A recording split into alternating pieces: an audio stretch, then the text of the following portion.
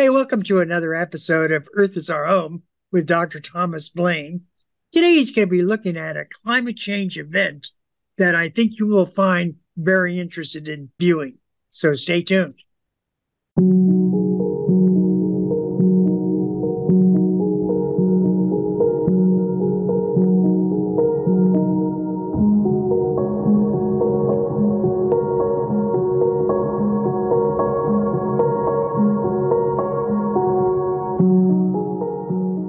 Welcome back to another episode of Earth is Our Home with Dr. Thomas Blaine. Dr. Thomas Blaine is an associate professor with the Ohio State University Extension Program.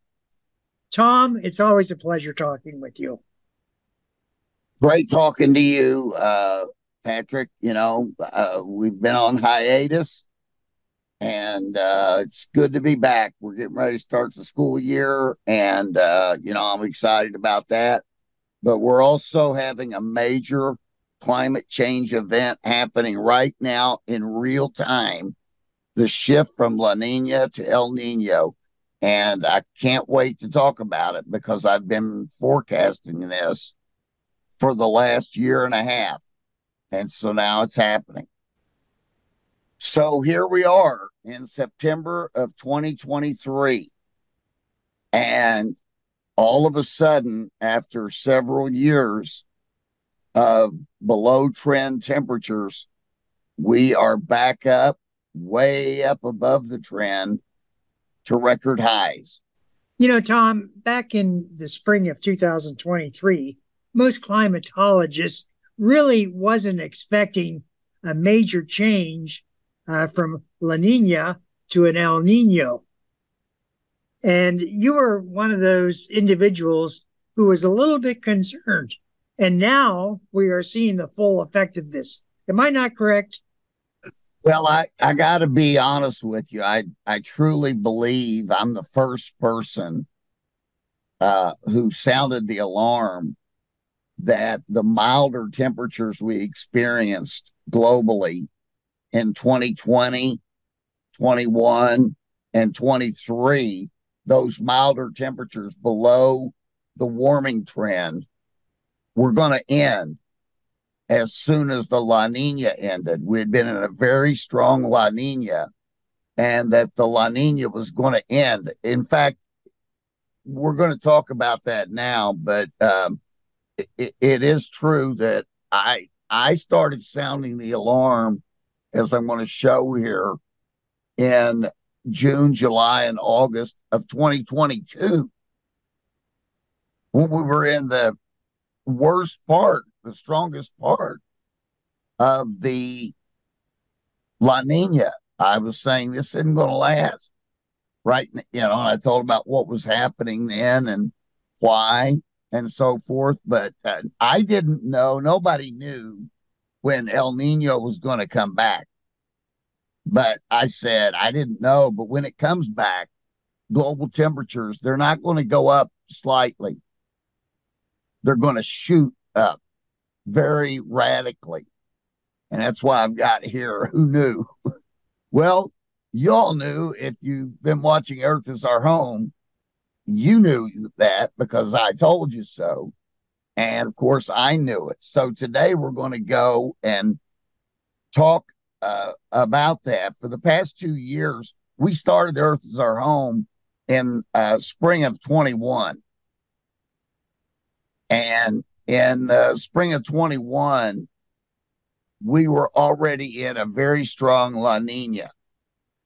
I didn't know how long it was going to last. All I did was just teach about La Nina and El Nino so the viewers would know the difference. So that La Nina, one of the things that had done, La Nina releases a lot of cool temperatures into the atmosphere in the equatorial Pacific because of the way the currents are flowing. And so it held global temperatures down. That led some people to say, erroneously, that global warming was on a pause. Hey, we're not warming like everybody said. They were saying erroneously.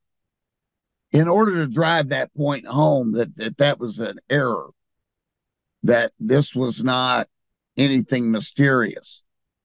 There was no mystery. There was no pause in the global warming trend that was being influenced by humans. We did a 3-part series called La Nina Rules the Roost. So the 3-part series, La Nina Rules the Roost, tells a lot about how extended that period of La Nina was. And it was still going strong. In fact, it was at its peak when we did that in the summer of 2022. And I just kept saying, look out when this ends, because we're going to see rapid increases. In this year, in the spring, as soon as I started noticing that the index for La Nina was changing, and it was moderating and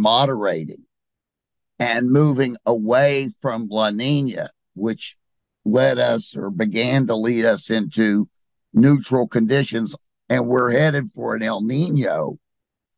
I did a program in May explaining that, all right, what's going to happen now, it doesn't change in a week or a day or even a month. It changes over quite a number of months when we go from something like a La Nina to an El Nino. But as that happens, the entire temperature of Earth's atmosphere changes. Temperatures change in Texas, Oklahoma, Ohio. Temperatures change. They change in Canada.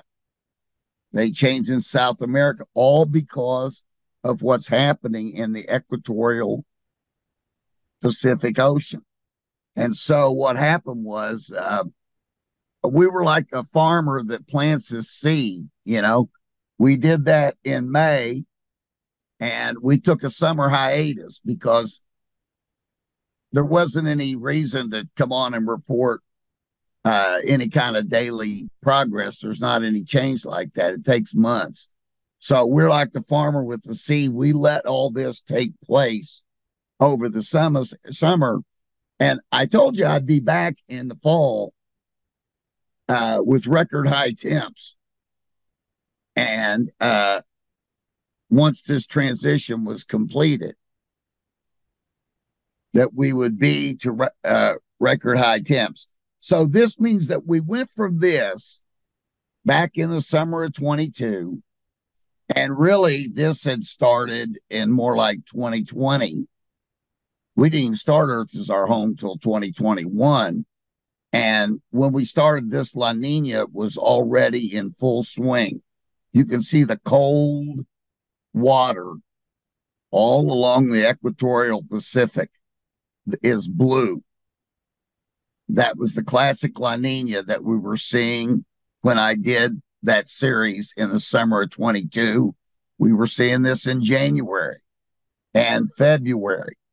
But by March and April, it became clear that this was weakening. That blue was weakening. And once that gets going, it's got a lot of momentum to it. And we're moving from that. We're not here yet. I'm showing you what we're heading to. And this is actually data. This is from September 18th, 2015. The last El Nino we were in. This is what we're probably going to look like by December, January, but we're moving to this. Okay. And I didn't want to wait till we got fully into the El Nino, because we've already had enough change. And I'm going to show you that right here. But that's what we're moving to, a warm equatorial Pacific. And it's going to change the entire global temperature. It's going to change climate globally. and it's already started doing that. So there you go. Check that out, Patrick. If you go way out to the right and you look very early in 2023, we're down there just below the average. That's that blue circle that is at the beginning of 2023. We were still in the La Nina, but by March and April and May, the La Nina was weakening. And look where we are now. That's the most rapid increase. And it's about 3/4 of a degree Celsius. If you see way up at the top on the right, that's August's global temperature, 0.69 degrees Celsius, which essentially ties us for the record high temperature in the entire satellite era. Hey, Tom, quick Yeah. question. Notice that it's only changing by 1/10 of a degree. Is that significant? Well, it's changed by 7/10, right? So it's changed by 7/10. It Yes. was since January, and so 7/10, yeah, in 6 to 7 months, that's 1/10 of a degree a month. That's 100 years worth of warming. Okay, and to show that, look, go way out to the left. If you go way out to the left, back in 1979, and we drew a line of best fit through this, it would start at the beginning at the -0.3. You see that -0.3 would be a little bit above where it was. In other words, it was a little bit below trend in the first part. So if you put -0.3 there and then draw it out to now, we're back up to +0.4. I understand that. I guess I'm saying that it seems like such a small, minute temperature change. No, it's not, because this is a short period of time. This look at the trend from -0.3 to +0.4. That's 7/10. That's the whole global warming since 1979 is 7/10. We've done that. We've done that just in the past few months. Look, we've gone up 7/10 of a degree since January. See how steep that is? This year we've gone up 7/10, and that equals the entire global warming trend. So if you look, one of the reasons I was able to forecast this is you can see that in January of 2023, we were actually below the average for the satellite period. That led a lot of people to say, where's the global warming? We're not even up to the average. And this is 2023. We should be, if there's really global warming, it should be way up above that. But what they weren't taking into account is the fact that that strong La Nina was holding us down. And I was saying, when that ended, we won't go back up to the long-term trend, which is the red line. If you see where the red is coming into 2023, we won't go there. We're going to zoom past it like it's not even anything, like it's just sitting there. And we're going to go to record highs. I forecast that. That's in all those 4 videos, the 3 from 22 and the 1 from May that I want you to look at. As you can see, we've busted right through the big record we had in 98. And we're right back up to where we were in 2012. And I'm still predicting and saying this El Nino's not even really gotten started. We've just ended the La Nina, and we've done El Nino. We've talked about how it's coming in. It's going to drive us. And Patrick, I fully expect that within the next year, we will be off this chart. In other words, where you see the 0.9, we will be off the chart here. That's how severe this is. Now, for those of you all who are saying, wait a minute, we're talking about the tenths of a degree Fahrenheit. Well, that's not shit. That is very serious. And we've gone through that on a lot of Earth as our home.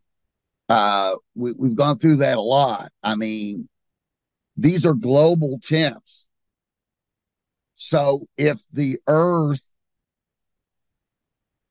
cooled, let's say, if the Earth cooled just 5 degrees Celsius, 5 degrees Celsius, okay, that doesn't sound like much. But at a cooler Earth of 5 degrees Celsius, Ohio was covered in ice. It was the Ice Age. Only 5 degrees, that's 9 degrees Fahrenheit. Because the Earth doesn't warm equally throughout. So a 9-degree Fahrenheit reduction would take us all the way down where there's a mountain of ice a mile thick in northern Ohio, where Chicago's under ice. Most of Indiana, where you've got Tennessee and Oklahoma, basically is an Arctic tundra with no trees.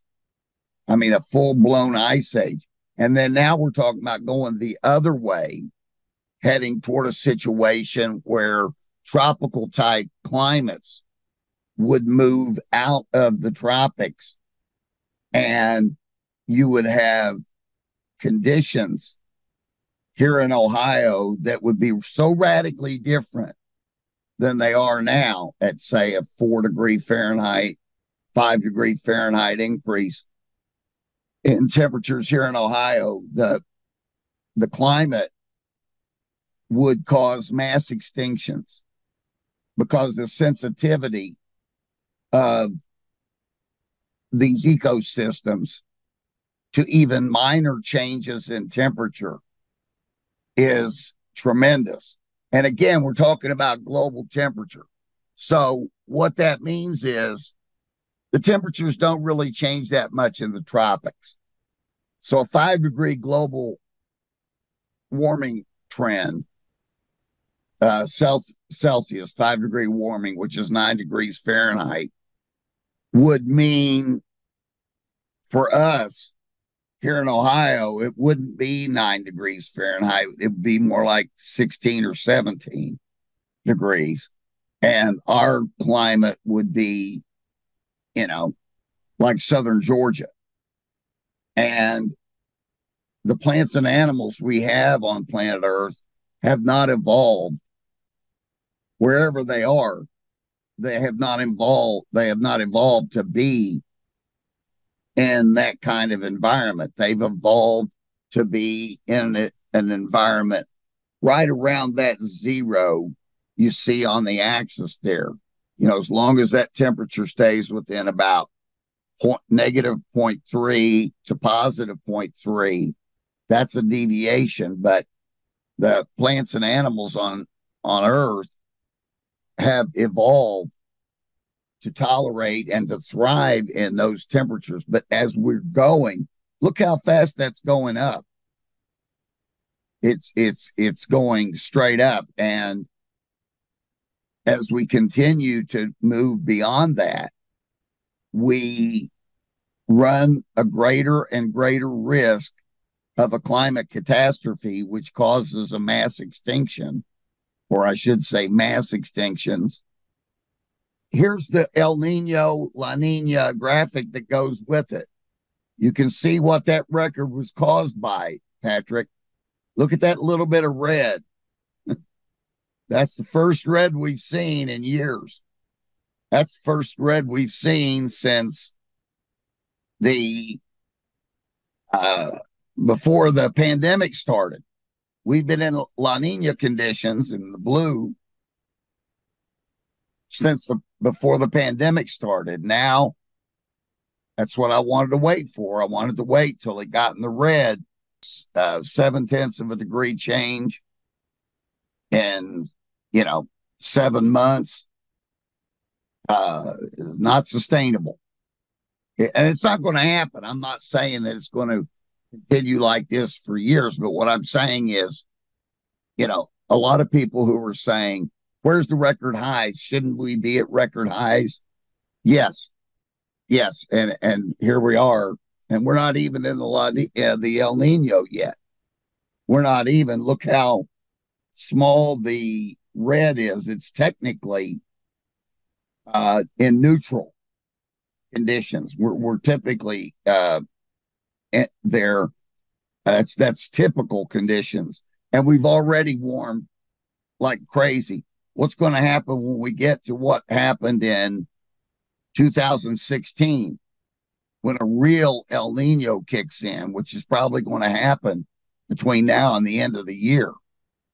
And where's that temperature going to go? So it didn't take long, just that summer when we went on hiatus, we said we're going to gain a century's worth of global warming. Nearly a full degree Celsius we've gained. Okay. We've gained 7/10 so far, and we're going to keep gaining it. That's a full degree would be 1.8 degrees Fahrenheit. And remember what we said, that's global. The whole temperature difference between our Earth and the ice ages on the other way was only about 9 degrees Fahrenheit. So when we talk about 1.8 degrees changing in a month or two, that's really something. Now, this also emphasizes the point that a lot of climate denialists love to say. They say global temperature is changes naturally. You see this year's warming from way down there below the axis up in August. Yes, that's natural. That's natural. That warming, that's caused by shifting from La Nina to El Nino. Humans didn't do that. But what humans have done is make that change lead us up to a record high. In other words, that whole thing would be down had we not put so much CO2 into the atmosphere. The human part of this is where way over on the left, you see the temperatures down below the axis. And over on the right, you see the temperatures above the axis, the long-term trend. That's human. The bouncing of up and down, including the recent up, that's natural. So you're right. There is a natural component and there is a human component. But these skeptics were wrong in saying that, oh, global warming's paused because,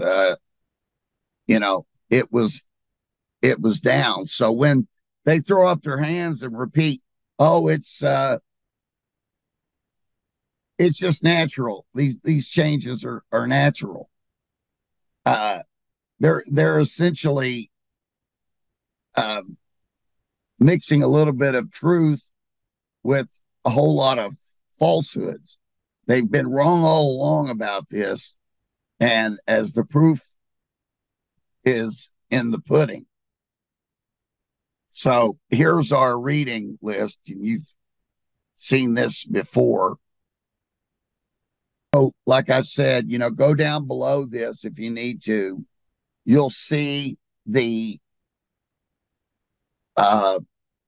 links to the 3-part series in the summer of 22 when we were in the midst of that La Nina. Okay. And then you'll see the link to the May of 2023 when we said La Nina's over. And now we're entering into El Nino here and as in the autumn of 2023. And that's going to mean higher global temperatures. We're not going to see the moderation that we've seen in the last few years. So look out.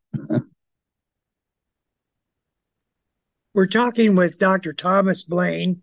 He's an associate professor with the Ohio State University Extension Program. Tom, thank you for hosting Earth is Our Home. I find the information to be very valuable when it comes to climate. Thanks a lot, Patrick. I enjoy doing the shows. Look forward to doing another show soon.